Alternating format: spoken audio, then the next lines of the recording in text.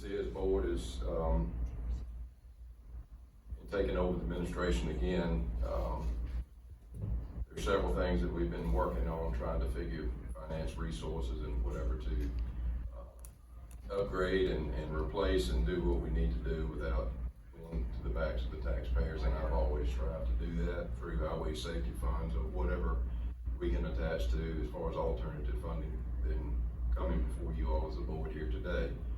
I think some of the senior members here know that it was very seldom that I stood before you all to ask for anything, additional financing for equipment for the men and women that go do the job that they do every day. But I came to find that the Tasers, which is a less lethal piece of equipment that they wear on their duty belt each and every day, had not been replaced and has not been replaced since the first ones were purchased back prior to my retirement.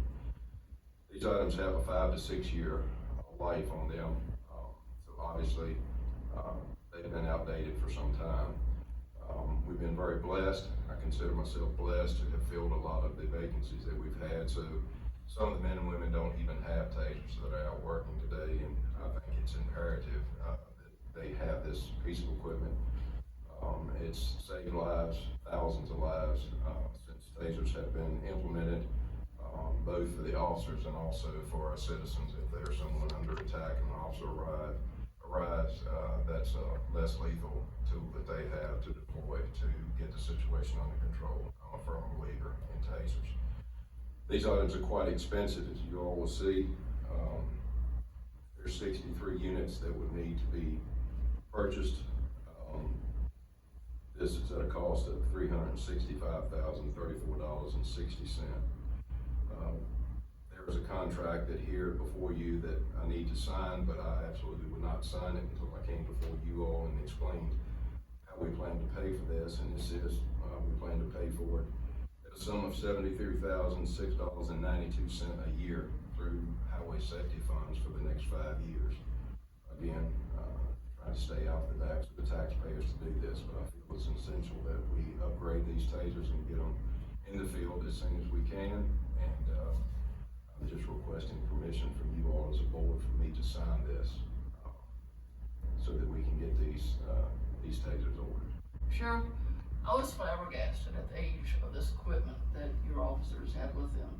Is there a chance that they would have tried to deploy it and it wouldn't work, or what would have happened? They've had a warning that it was not going to work?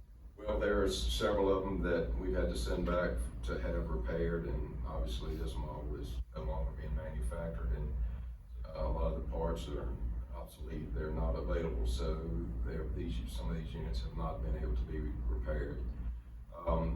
They test them as required and try to keep them, the ones that we have, as serviceable as they can to utilize. It's as any piece of equipment, Ms. Tucker, that it's subject to failure at any time, and we just hope and pray when it's called on to do what it's supposed to do that it doesn't. The new systems are much more user-friendly. They're actually, and we're getting the training option that is less costly to the county, that gives them the training module where they can actually train in-house, and we're not having to deploy those projectiles are quite expensive. So the new ones are, they have multiple abilities to fire, where the older ones are just one time. But yes, ma'am, that is a potential